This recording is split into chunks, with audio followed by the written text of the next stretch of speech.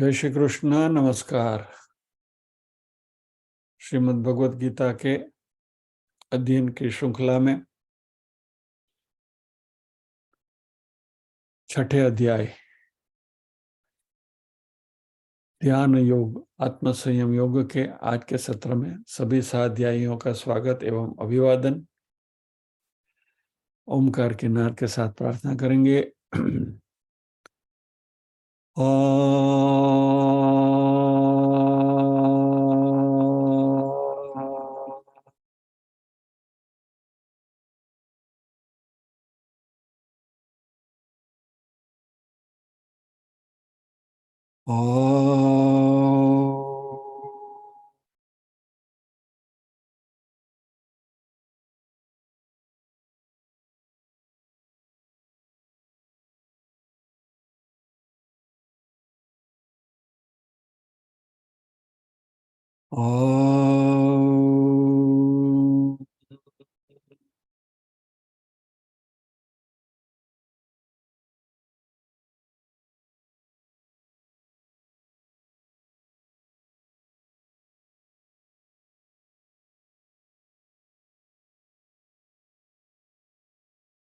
वक्रतुंड महाकाय सूर्यकोटि समप्रभ निर्विघ्नं कुरु मे देव सर्वकार्येषु सर्वदा।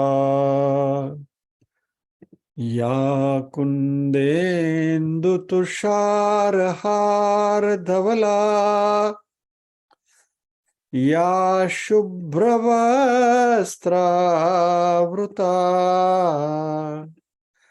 या वीणा वरदण्डमण्डितकरा या श्वेतपद्मासना या ब्रह्माच्युतशङ्कर प्रभृतिभिर्देवैः सदा वन्दिता सा मां पातु सरस्वती भगवती निःशेषजाड्यापहा।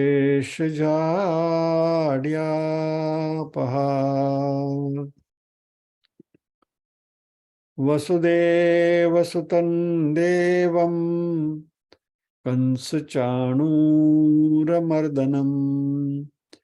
देवकी परमानन्दं कृष्णं वन्दे जगद्गुरुम्।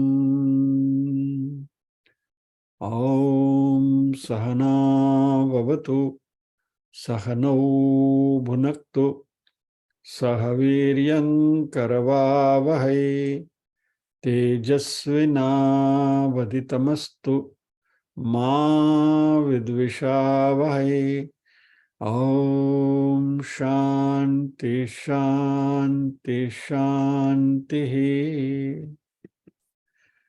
यत्र योगेश्वर कृष्णो यत्र पार्थो धनुर्धरः तत्र श्रीर्विजयो भूतिर्ध्रुवा नीतिर्मतिर्मम।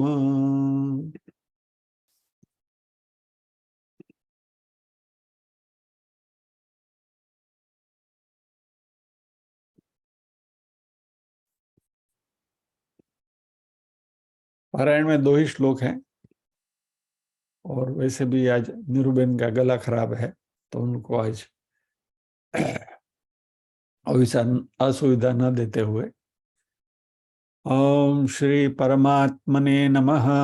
अथ षष्ठोऽध्यायः आत्मसंयम योगः। श्री भगवान् उवाच अनाश्रित कर्मफलं कार्यं कर्म करोति यः स सन्न्यासी च योगी च न निरग्निर्न चाक्रियः यन् सन्न्यासमिति प्राहुर्योगं तं विद्धि पाण्डव न ह्यसन्न्यस्तसंकल्पो योगी भवति कश्चन। अनाश्रितः कर्मफलम कार्यम कर्म करोति यह स सन्यासी च योगी च न निरग्नि न चाक्रिय। पहले श्लोक में भगवान ने कहा कि जो कर्म के फल की अपेक्षा रखे बिना अपना करने योग्य कार्य शास्त्र ने बताए है वैसे कार्य जो करता है वही सच्चा सन्यासी है और वही ध्यान करने वाला योगी है। मात्र गेरुआ कपड़ा पहनकर दिखावे के सन्यास जिसने ले लिया है वह सन्यासी नहीं है, और जो बक ध्यान करते हुए बैठे हैं ऐसे ही ध्यान की मुद्रा में वह योगी भी नहीं है। और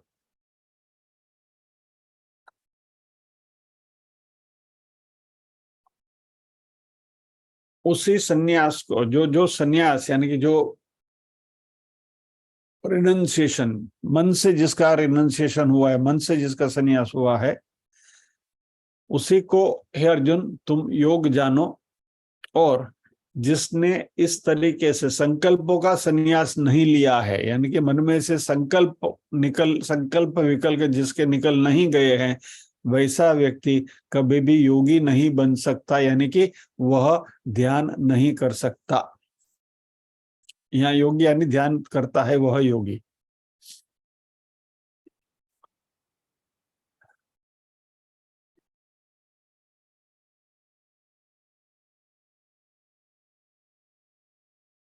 तीसरा श्लोक लेंगे,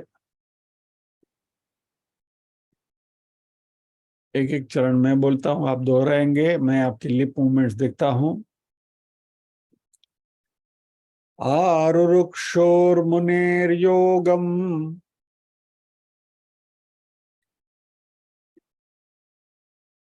नीरूबेन को मैं अनम्यूट करता हूं दोहराने के लिए।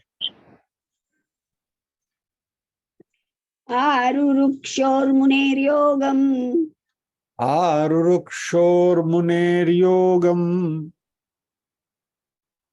आरुरुक्षोर्मुनेर्योगम् कर्म कारणमुच्यते। कर्म कारणमुच्यते। कर्म कारणमुच्यते। कर्म कारणमुच्यते। योगारूढस्य तस्यैव। योगारूढस्य तस्यैव।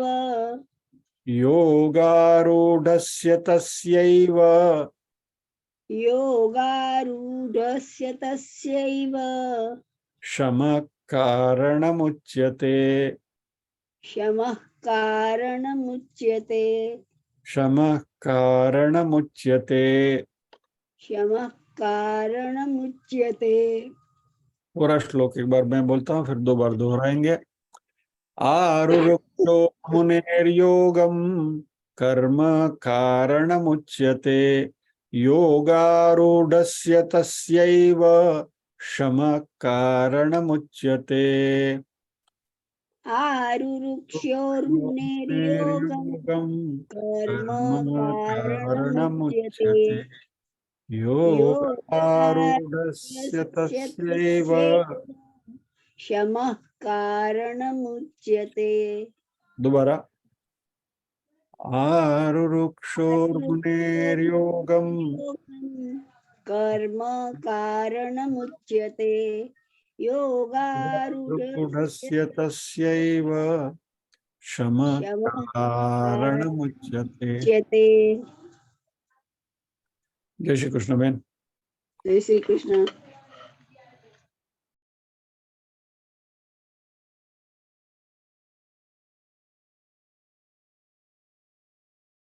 आरुरुक्षोर्मुनेर्योगम कर्म कारणमुच्यते।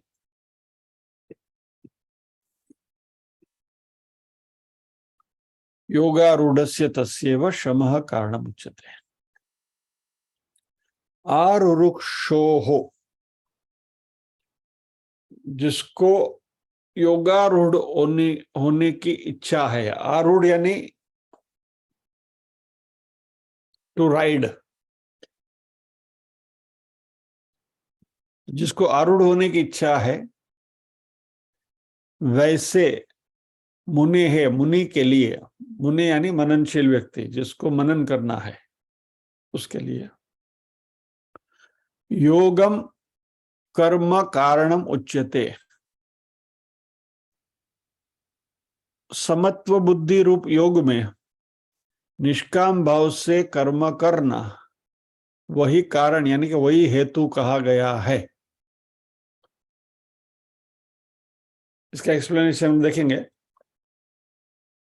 योगारूढ़स्य तस्यैव, और जो योग आरूढ़ हो गया है, जिसने योग के ऊपर अधिकार पा लिया है, तस्य एव, उसको, शमः यानी कि सभी संकल्पों का अभाव, यानी डिजायरलेस स्टेट, इच्छा मुक्त स्थिति, वही उसके लिए हेतु है। तो योग में आरूढ़ होने की इच्छा वाले मननशील पुरुष के लिए योग की प्राप्ति में निष्काम भाव से कर्म करना ही हेतु कहा जाता है, और योगारूढ़ हो जाने पर उस योगारूढ़ पुरुष का जो सर्व संकल्पों का अभाव है वही कल्याण में हेतु कहा जाता है।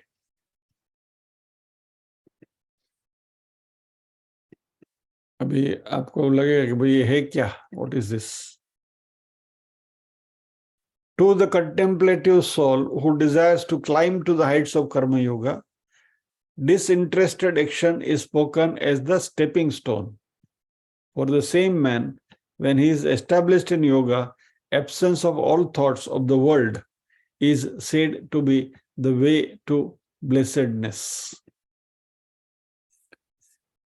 ये इसका जो लिटरल ट्रांसलेशन है आपके सामने पढ़ के सुनाया। अभी इसको समझने की कोशिश करेंगे।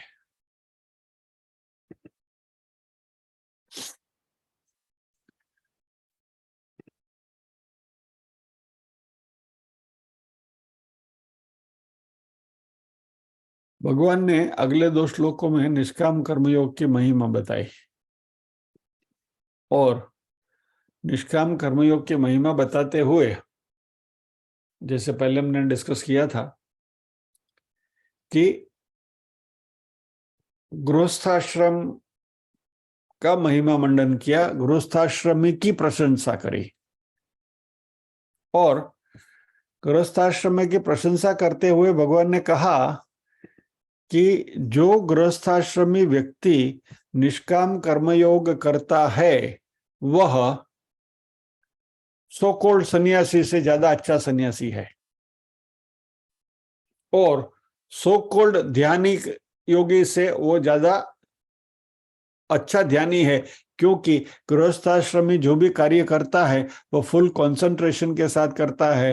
ही और शी गिव्स देयर 100%, यानी पूरा पूरा कंसंट्रेट होकर वह कार्य करते हैं, इसलिए वो ज्यादा अच्छे योगी हैं। ऐसा भगवान ने पहले बताया। तो एक प्रश्न हमारे मन में आएगा कि निष्काम कर्मयोग हम करें, बराबर है, अच्छी बात है, कहां तक करते रहने का? How long? जिंदगी भर यही करने का क्या? Let us take an example to understand this. निष्काम कर्मयोग आपको करना है, और कई लोग ये करते हैं, और ये मन में उनके ये भी होता है कि हम तो कर्मयोगी हैं। रोज सुबह मैं एक बास्केट भरकर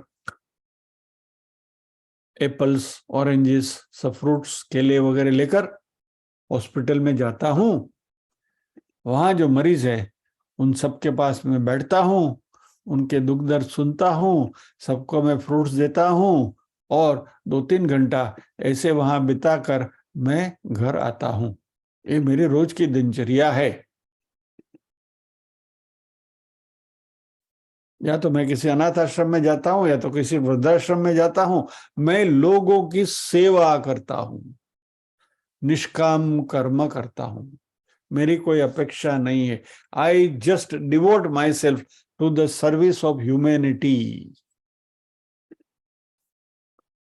बहुत अच्छी बात है, इसमें कुछ बुरा नहीं है, इसका गौरव करना भी चाहिए। लेकिन जिंदगी भर मात्र यही नहीं करते रहना है,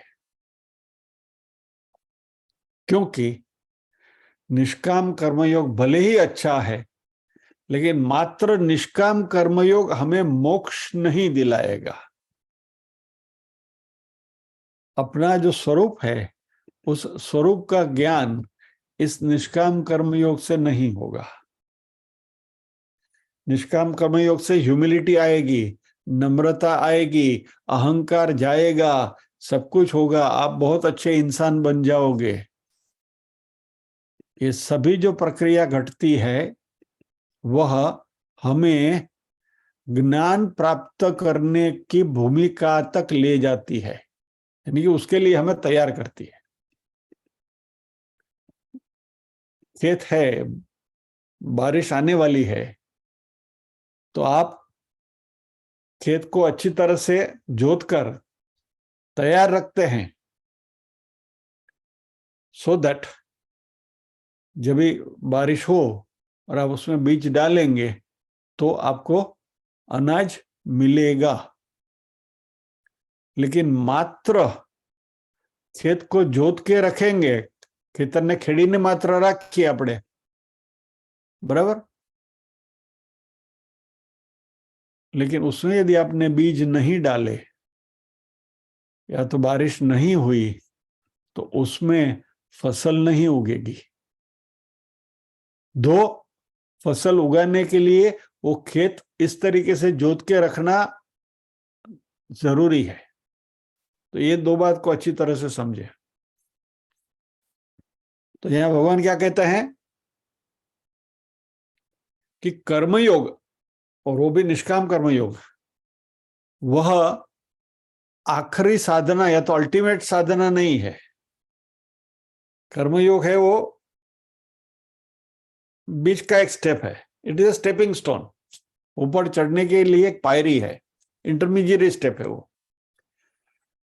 जिससे हम ज्ञान की योग्यता प्राप्त कर सकते हैं। यानी ये निष्काम कर्मयोग करने से साधन चतुष्टय की जो संपत्ति है वह हमें आसानी से प्राप्त होती है। अभी साधन चतुष्टय संपत्ति क्या है, जरा आप अपनी जगह पर बैठे बैठे बोलिए, let me see your lip movements. विवेक, वैराग्य, समाधि, षटक संपत्ति, मुमुक्षुत्व, बराबर, तत्वबोध का पहला लेसन। सो निष्काम कर्मयोग करने से ये साधन चतुष्टय संपत्ति जो है वह संपत्ति के हम अधिकारी बनते हैं। यानी कि हमारा मन जो है तैयार है, रिफाइंड है, शुद्ध है, शार्प है। तो कर्मयोग हमें इस तरीके से तैयार करता है, लेकिन उसकी एक लिमिटेशन यह है, मर्यादा यह है कि वह हमें मुक्ति नहीं दिलाता।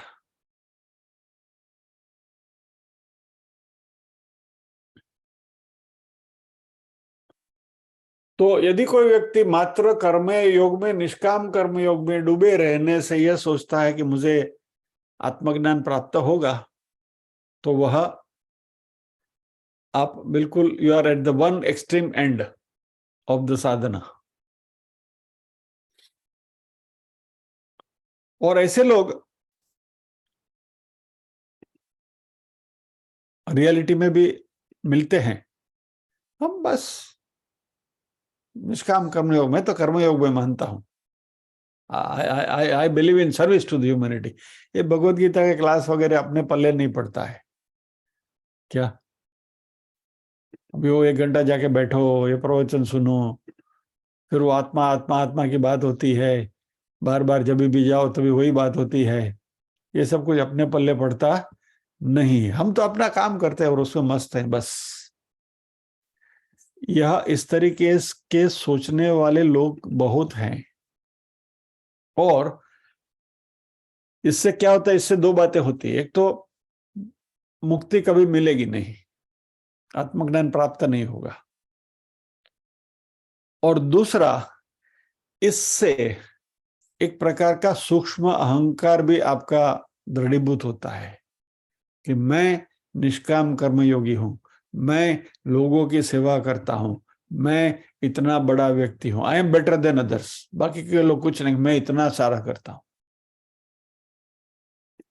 और उसमें यदि ईश्वर की कृपा से आपके पास धन है, संपत्ति है, तो आपने स्कूल बनवा दी, हॉस्पिटल बनवा दी, ये करवा दिया, वृद्धाश्रम खुलवा दिए, इतना इतना बस આપણે તો આજ બધું કરવાનું क्या। और इस प्रकार का एक अहंकार मन में आ जाता है। तो मात्र निष्काम कर्मयोग करते रहने से मुक्ति नहीं मिलती। तो ऐसे लोग जो हैं वह ज्ञान में श्रद्धा नहीं रखते, दे डोंट बिलीव इन ज्ञान। और उनको ये लगता है कि इस तरीके से निष्काम कर्मयोग करते रहो, कभी न कभी एक फ्लैश आ जाएगा, झपकारा आ जाएगा, बिजली ने चमकारे मोतीड़ा परो रे पान भाई, ऐसा बिजली का चमकारा हो जाएगा और हमको ज्ञान प्राप्त हो जाएगा। लेकिन ये गलत है।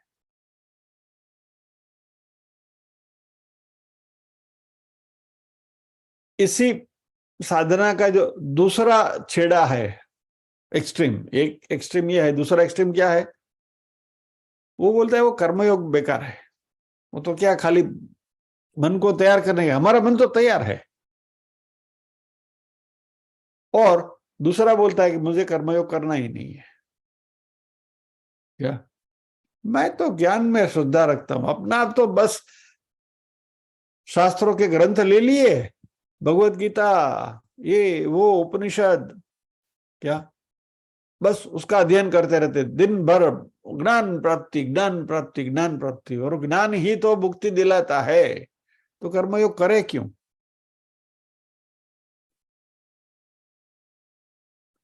तो कृष्ण यहां कहते हैं कि ये दोनों में हमें समत्व यानी कि बैलेंस लाना है। क्या, कि पहले निष्काम कर्मयोग करें जिससे हमारे चित्त की शुद्धि हो, हमारे अहंकार से हम निवृत्त हो जाए। पहले तो स्थूल अहंकार से निवृत्त होना है। स्थूल अहंकार क्या है, हमारे पास संपत्ति है, हमारी कीर्ति बनी हुई है, हम इतने बड़े समाज में बड़े व्यक्ति हैं, वगैरह वगैरह। तो ये सारे जो हैं वो हमारे स्थूल अहंकार है। संतति, संपत्ति और कीर्ति, ये तीनों अहंकार जो हैं उनसे पहले निपटना है। और उसके बाद ये शरीर के साथ जुड़ा हुआ जो अहंकार है उसमें से भी हमें मुक्ति पानी है। ये सबसे हम जब निपटेंगे तभी हमारे मन की शुद्धि होगी, यानी कि अभी ये जोता हुआ खेतर तैयार हो जाएगा, खेत तैयार हो जाएगा। फिर क्या करना है कि इसमें आप ज्ञान का बीज बोओगे और उसमें ज्ञान की बारिश होगी, तो उसमें से फसल निकलेगी जो आपको मुक्ति दिलाएगी।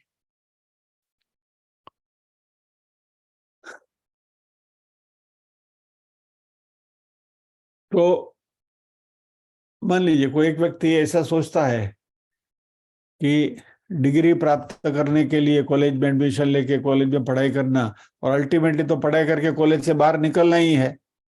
2 साल 3 साल 4 साल जो भी डिग्री का कोर्स है, डिग्री करके बाहर तो निकलना है, तो फिर कॉलेज में अंदर जाके बाहर निकलना है तो कॉलेज में जाए क्यों।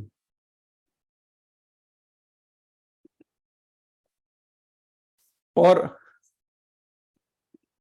दूसरा एक वर्ग ऐसा है कि एक बार कॉलेज में गए तो बाहर निकलने का नाम ही नहीं, वहां इतना मजा आता है, क्या पढ़े हैं। अभी उनका क्या होता है, 2 4 साल 4 साल 5 साल 6 साल हो गए, प्रोफेसर कट डाल के धक्का मार के निकालते हैं बाहर के, भाई चलो हम तुमको पास करते हैं, 35 मार्क दे दे, निकलो यहां से जाओ। तो ये भी नहीं करना है।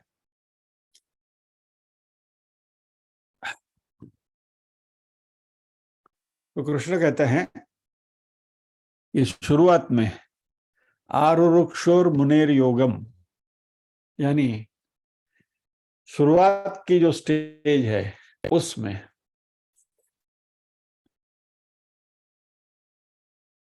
अभी भगवत गीता में योग शब्द है ना, वो अलग अलग जगह पर अलग अलग कॉन्टेक्स्ट में आता है। तो अलग अलग जगह पर जिस कॉन्टेक्स्ट में आता है उस कॉन्टेक्स्ट में उसको समझते हुए हमें चलना चाहिए।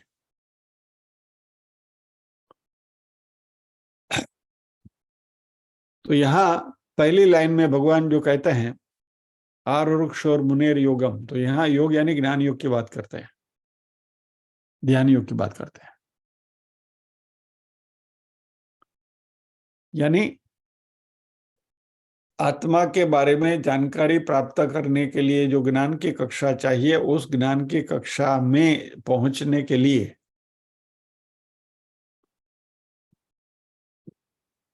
अपने आप को तैयार करना पड़ेगा।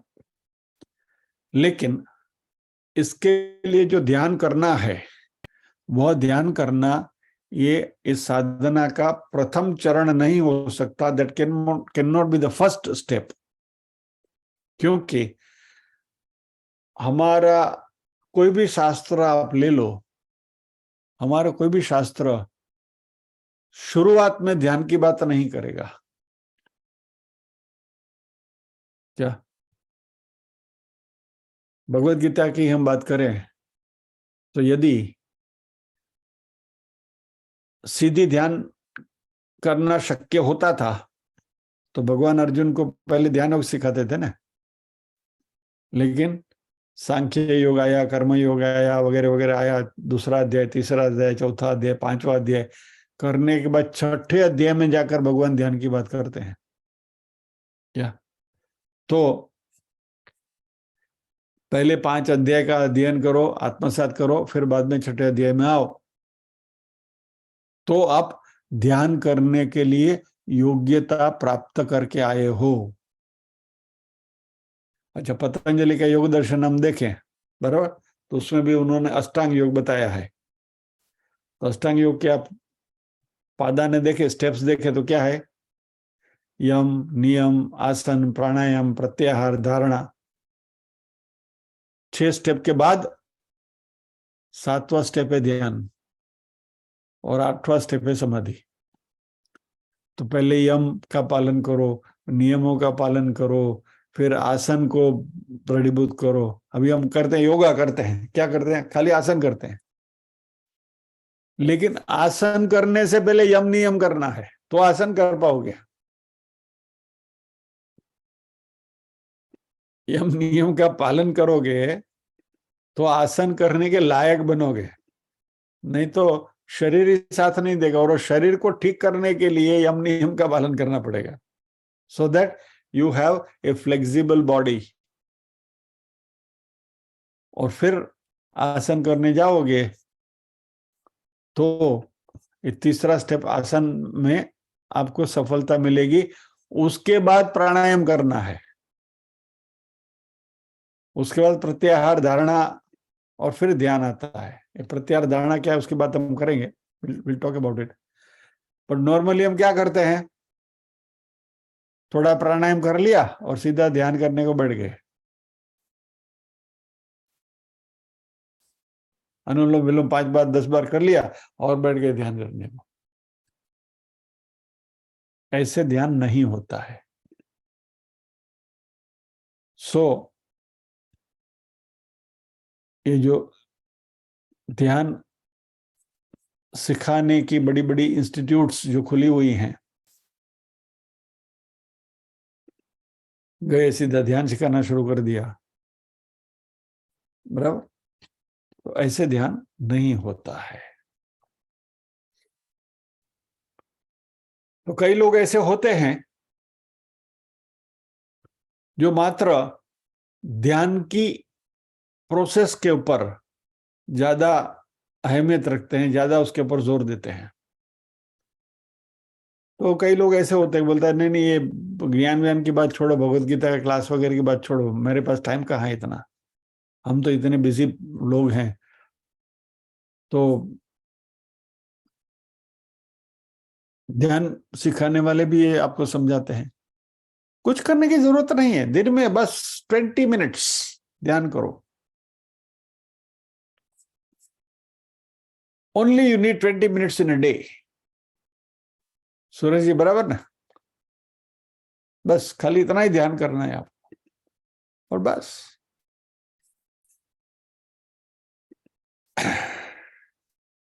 सो हमारे जैसे गृहस्थियों को और सो कॉल्ड बिजी लोगों के लिए तो ये बहुत अच्छा लगता है ना कि भाई चलो 20 ही मिनट तो ध्यान करना है और कार्य काम हो जाएगा।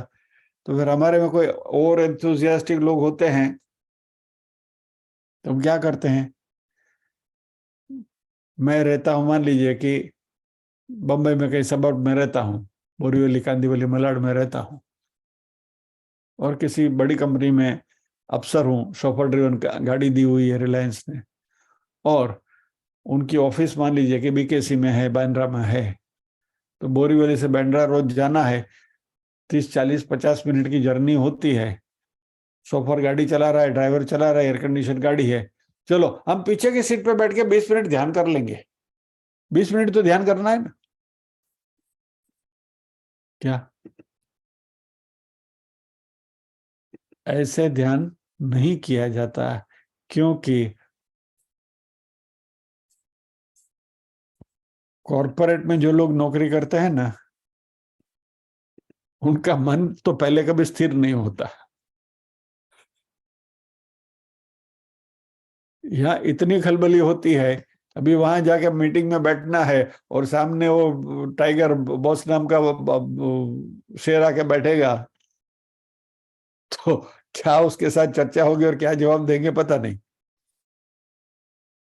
तो ये जो सारी भ्रमणाएं हैं हमारे में कि 20 मिनट ध्यान करना है, चलो गाड़ी में बैठे बैठे ध्यान कर लेंगे, it is not a ritual. क्या? ये साधना है, और उसके लिए हमें अपने आप को पहले तैयार करना है।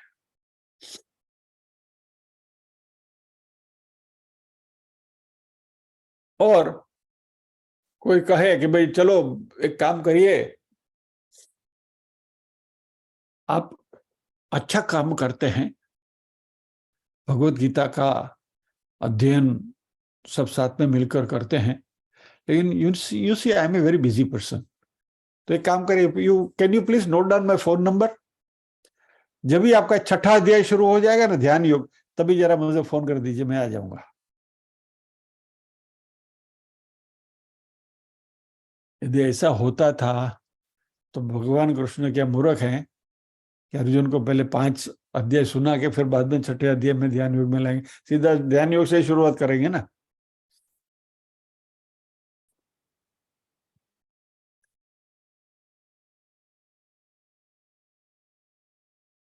ऐसे लोगों के लिए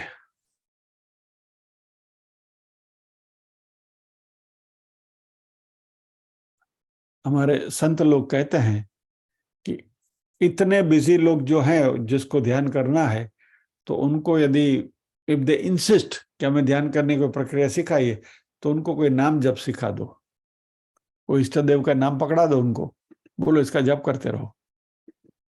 क्या?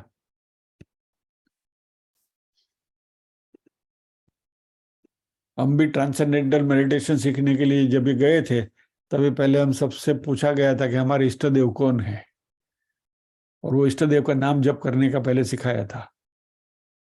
क्या? तो आपके जो भी इष्ट देव हैं, इष्ट स्वरूप है, उसका नाम लेते रहो, राम राम राम राम राम, कृष्ण कृष्ण कृष्ण, श्री कृष्ण शरणम मम, ओम नमः शिवाय, जो भी करना है करते रहिए।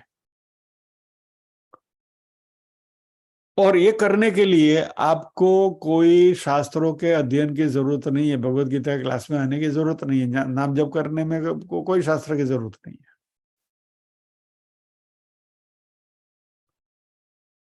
तो यहाँ कृष्ण स्पेसिफिकली कहते हैं कि आरुक्षोर मुनेर योगम, जिसको योग की आराधना कर, योग के ऊपर आरूढ़ होने की इच्छा है, आरुक्षोर मुनेर योगम कर्म कारणम उच्यते, उसके लिए द कॉज, उसके लिए कारण, उसके लिए हेतु निष्काम कर्म है। यानी कि if you are desirous of learning meditation sincerely, then first you should practice निष्काम कर्म योग।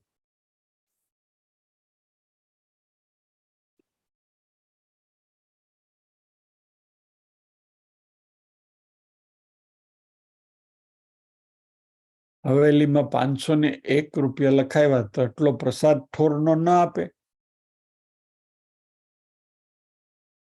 मेरे तो वहां भी एक्सपेक्टेशन है, प्रसाद में इतना ही दिया, खाली छोटा सा पोड़ा दिया, 501 दिया था मैंने।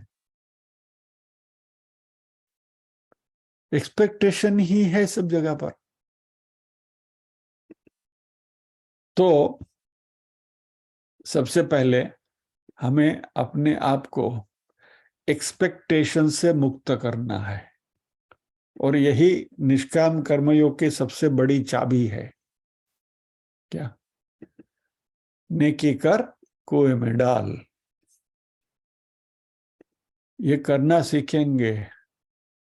वो एग्जाम्पल हम बार बार देखते हैं ना कि भाई हम रास्ते पे चल रहे हैं, हमारे हाथ से अभी मानसून किसी से ना तो छाता लेकर चलते हैं, अभी आदत नहीं है छाता लेके जाने की, हाथ में छाता है और गिर जाता है।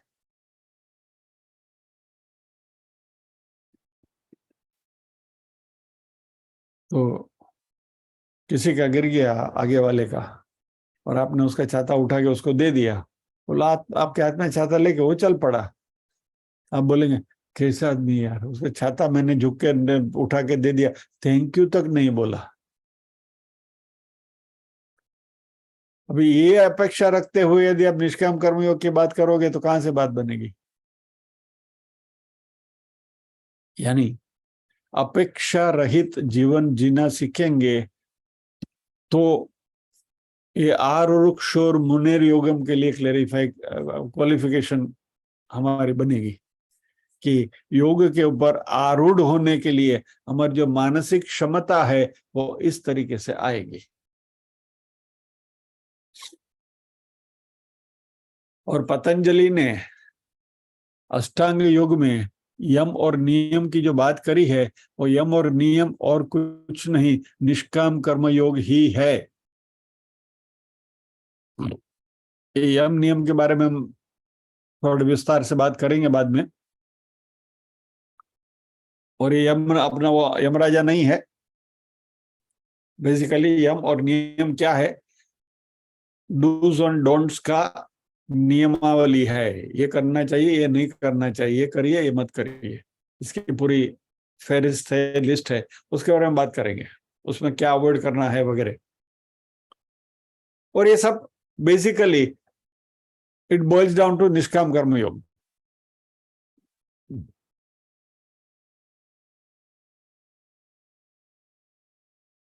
तो यदि ज्ञान योग प्राप्त करने के लिए, यानी कि ज्ञान प्राप्त करने के लिए, ज्ञान योग के ऊपर आरूढ़ होने के लिए, सवार होने के लिए सबसे पहला स्टेप है निष्काम कर्म योग। कर्म कारणम उच्यते। और इसीलिए हमारे वेदों का यदि आप अध्ययन करेंगे तो वेद की जो पूर्व मीमांसा है, यानी कि जो पहला भाग वेदों का है, वह कर्म कांड का है। अच्छी तरह से कर्म कैसे करना वो तो सीखो, फिर बाद में ज्ञान की बात करो। इसलिए भगवान ने चौथे अध्याय में हमें सिखाया था, ब्रह्मार्पणम ब्रह्महविर् ब्रह्माग्नो ब्रह्मणाहुतम ब्रह्मैव तेन गंतव्यम ब्रह्म कर्म समाधिना ओम तत्सत् ब्रह्मार्पणमस्तु।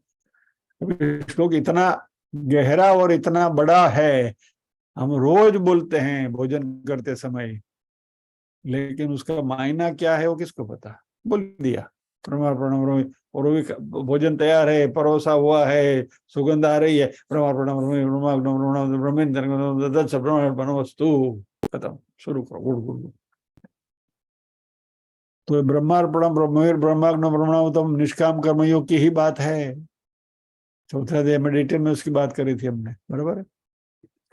तो ये समझना है हमें और इसको आत्मसात करते हुए आगे बढ़ना है। तो ज्ञान योग के ऊपर आरूढ़, यानी कि जैसे घोड़ा तैयार है, घोड़ा ने पर तुम्हारे पलाणवानु છે, दिस इज आरूढ़, यानी कि अश्वारूढ़ जो कहते हैं ना, अश्व के ऊपर आरूढ़ करने के लिए, तो अश्व तैयार है, तो उसके ऊपर आपको छलांग मार के बैठना है। तो ये जो सारी प्रक्रिया है वो निष्काम कर्मयोग के द्वारा ही बनती है। इसलिए वेदों में भी उपासना योग यानी कि उपनिषद जो है वह शुरुआत में नहीं है, वेदों में भी शुरुआत में कर्मकांड है और फिर बाद में उपासना है।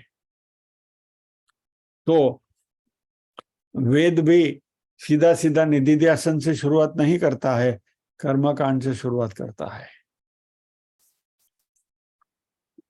और इसलिए हमारे जो भी व्रत हैं, त्योहार हैं, इस सभी व्रतों में, त्योहारों में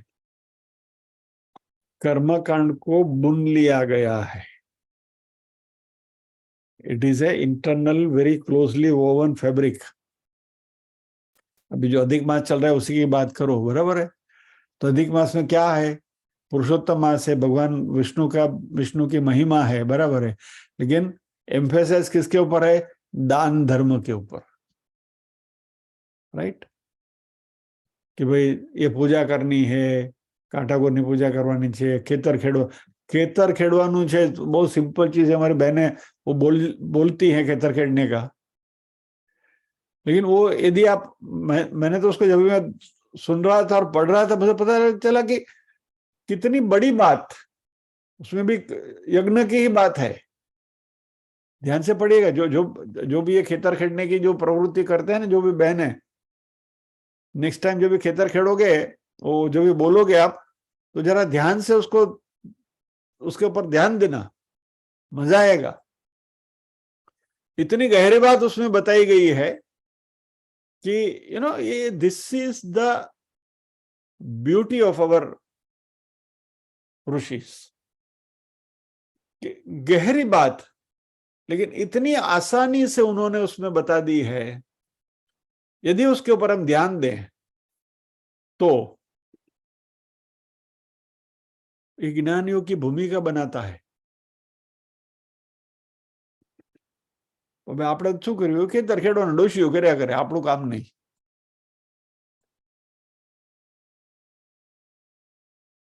ये डोशी शास्त्र नहीं है, ये शास्त्र है।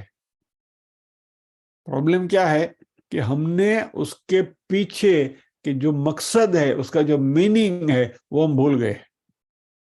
तो हमने सभी चीजों को मात्र एक रिचुअल बना के छोड़ दिया, मालूम नहीं कि क्यों कर रहे हैं।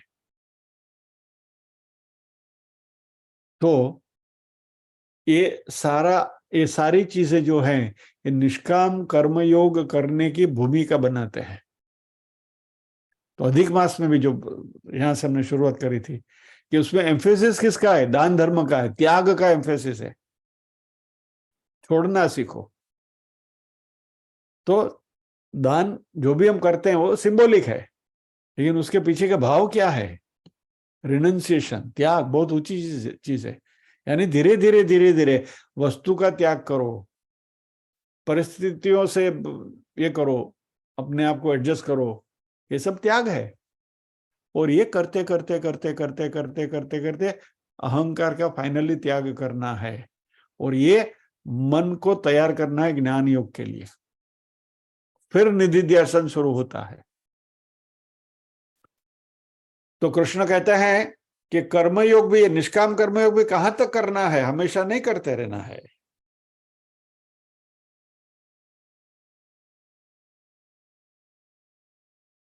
योगारूढ़स्य, जिसने अपने मन को इस तरीके से निष्काम कर्मयोग से तैयार कर लिया है,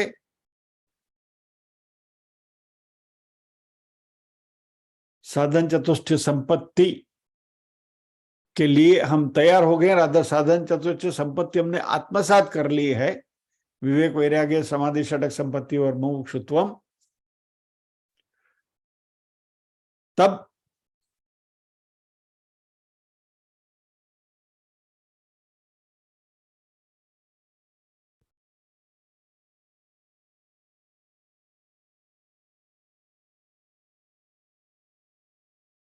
आपको इसमें से बाहर निकलना है, इसमें पड़े नहीं रहना है। जैसे कॉलेज का एग्जाम्पल दिया आपको कि भाई कॉलेज में गए मजा आता है, तो कॉलेज में रहना नहीं है। अरे कॉलेज की बात छोड़ो, प्रकृति को देखें। शिशु जब भी माता के गर्भ में होता है, बराबर, तो वहां तो उसको तो मजा है ना, सब कुछ तैयार मिलता है, खाना पीना सब कुछ तैयार मिलता है। क्या, it's so cosy, so comfortable there inside. खाने के लिए कुछ ढूंढना नहीं पड़ता है, कोई प्रयत्न नहीं करना पड़ता है, रेगुलरली सब कुछ मिल जाता है, माँ उसका ध्यान रखती है, वगैरह वगैरह वगैरह। अभी वो शिशु माँ के गर्भ में रहते हुए सोचे कि बस ये ठीक है, अच्छा है, यहीं पड़े रहे।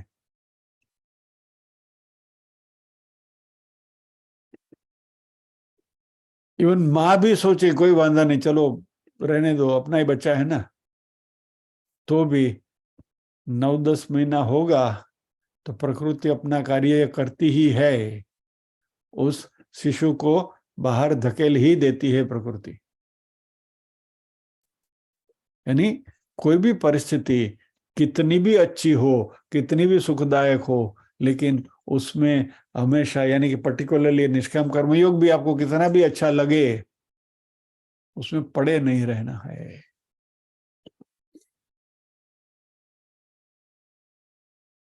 हमारे एक संत ने इसकी व्याख्या करते हुए वहां तक कहा है कि गुरु शिष्य के संबंध में भी हमेशा आपको पड़े नहीं रहना है।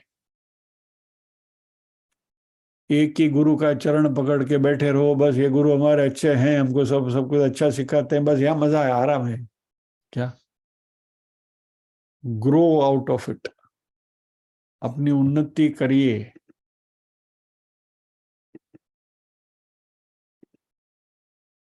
ऐसी बात कहने वाले हमें बहुत कम गुरु मिलते हैं कि जो बोले कि भाई यू ट्रांसेंड मी ऑल्सो। ये जो श्लोक है ना, इसका गुरुर् ब्रह्मा गुरुर्विष्णु गुरुर्देवो महेश्वर गुरु साक्षात परब्रह्म तस्मै श्री गुरवे नमः, उसके सही अर्थ का एक्चुअली अनर्थ किया हुआ है। गुरु ब्रह्मा गुरु विष्णु गुरुदेव महेश्वर गुरु साक्षात परब्रह्म तस्मै श्री गुरवे नमः का जो चिला चालू अर्थ ये किया गया है कि गुरु ही ब्रह्मा है, गुरु ही विष्णु है, गुरु ही महेश यानी शिव जी है, गुरु ही साक्षात परब्रह्म है, इसलिए गुरु को मैं नमन करता हूं। ये मीनिंग हमें समझाया गया है। सही मीनिंग क्या है? गुरु ब्रह्मा है, यानी कि ब्रह्मा मेरे गुरु है। गुरु विष्णु, विष्णु मेरे गुरु हैं। शिव जी मेरे गुरु हैं, बराबर। यानी हम गृहस्थी है ना, तो ब्रह्मा रजोगुण, विष्णु सत्वगुण, शिवजी तमोगुण, ये त्रिगुणात्मक प्रकृति है। इनके 3 अधिष्ठाता देव हैं, वो हमारे गुरु हैं।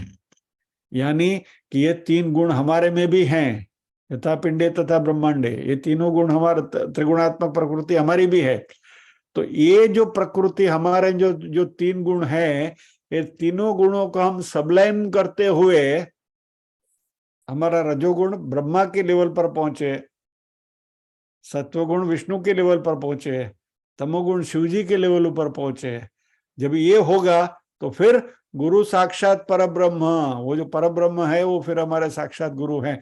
तस्मै श्री गुरुवे नमः, वो परब्रह्म रूपी गुरु को मैं वंदन करता हूं।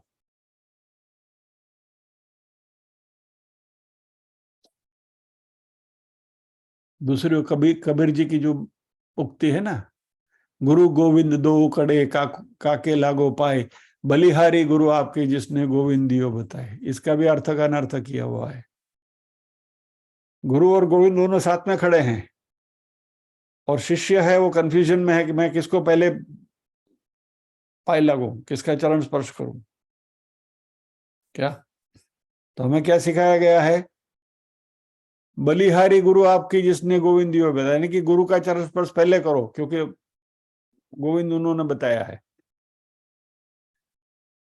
इसका सही अर्थ ये नहीं है। सही अर्थ ये है, गुरु गोविंद दो खड़े काके लागो पाए, बलिहारी गुरु आपकी जिसने गोविंद दियो बताए।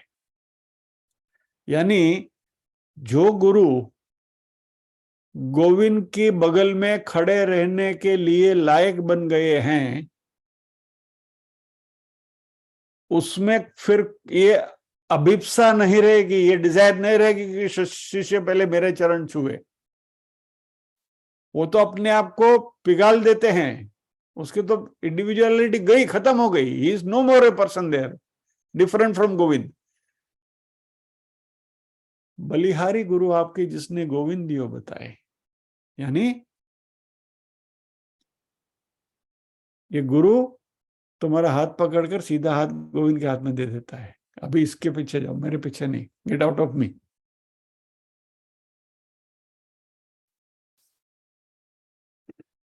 यानी ये गुरु शिष्य का संबंध भी परमानेंट नहीं है। You have to grow out of that relationship. Ultimately Govind को साधना है। गुरु साक्षात परब्रह्म, तस्मै श्री गुरुवे नमः। वो परब्रह्म की हमें आराधना करनी है। तो ये जो बीच में जो मैसेंजर है, मैसेंजर के साथ रहिए, बट इवेंचुअली उसको भी ट्रांसेंड करना है। So don't stick to anything. और इसलिए कृष्ण कहते हैं कि योगारूढ़स्य, साधन चतुष्ट संपन्न जो हो जाते हैं, उसके लिए शमः कारणम उच्यते, यानी अभी उसको कर्म से विड्रॉ करना है।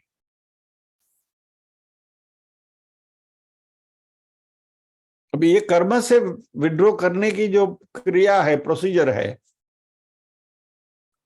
एक तो ट्रेडिशनली फॉर्मल विड्रॉल, ये आप संन्यास ले लो। संन्यास ले लिया तो फिर निष्काम कर्मयोग, निष्काम कर्मयोग जो है वो गृहस्थी के लिए बताया गया है। तो जैसे आपने संन्यास ले लिया तो फिर आप तैयार हो गए, वो आपका खेत तैयार है, ले लीजिए संन्यास, ज्ञान के लिए सीधे चले जाइए।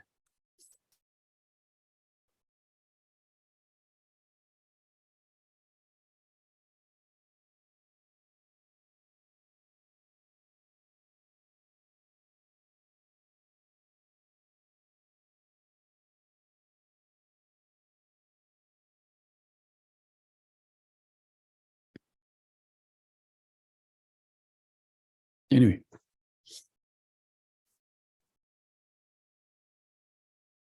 इसको थोड़ा और अच्छी तरह से समझेंगे। समय हो रहा है, इसलिए इस बात को यहीं हम रोकते हैं।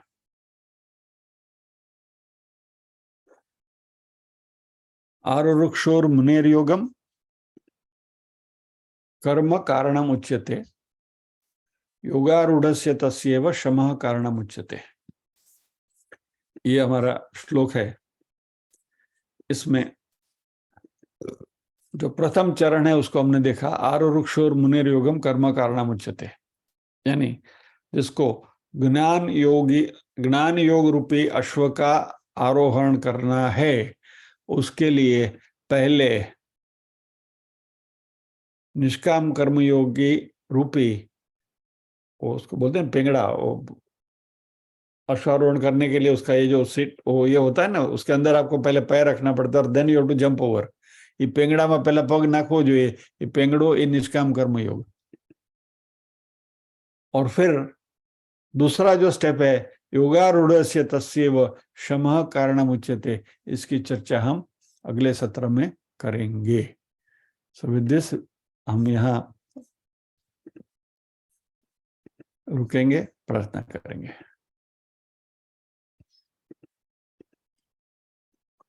ओम असतो मा सद्गमय, तमसो मा ज्योतिर्गमय, मृत्योर्मा अमृतंगमय। सर्वेषां स्वस्तिर्भवतु, सर्वेषां शांतिर्भवतु, सर्वेषां मंगलं भवतु, सर्वेषां पूर्णं भवतु। लोका समस्ताः सुखिनो भवन्तु, लोका समस्ताः सुखिनो भवन्तु, नाहं कर्ता हरिः कर्ता, हरिः कर्ता हि केवलम्। ओम शांति शांति शांति। सभी के हृदय कमल में विराजमान परम कृपालु परमात्मा को वंदन करते हुए आज के सत्र को विराम देते हैं। अगले शुक्रवार फिर मिलेंगे इसी श्लोक के दूसरे चरण के साथ। जय श्री कृष्ण।